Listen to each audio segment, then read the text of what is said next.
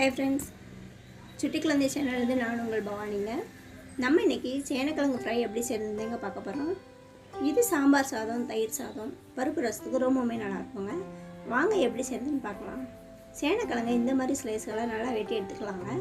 கடாயில் கொஞ்சம் எண்ணெய் விட்டு எண்ணெய் நல்லா சூடேறவும் வெட்டி வச்சு சேனக்கிழங்கெல்லாம் சேர்த்துக்கலாங்க.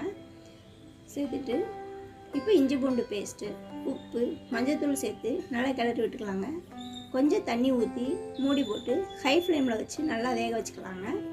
அது வெந்தோடனே மூடி எடுத்துட்டு இப்போ சிம்மில் வச்சுட்டு நல்லா ரெண்டு பக்கமும் கிளறி விட்டுக்கலாங்க. பாருங்கள், இந்த அளவுக்கு நல்லா செவந்து வந்துடுச்சு. இப்போது கருவேப்பிலை சேர்த்து கூடவே காரமும் சேர்த்துக்கலாங்க. சேர்த்துட்டு ஜீரகத்தூள், மிளகுத்தூள், கரம் மசாலா தூள் சேர்த்து நல்லா பெரட்டி எடுத்துக்கலாங்க. பார்த்திங்களா, அருமையான கிறிஸ்பியான சேனக்கிழங்கு வறுவல் ரெடி ஆயிடுச்சு.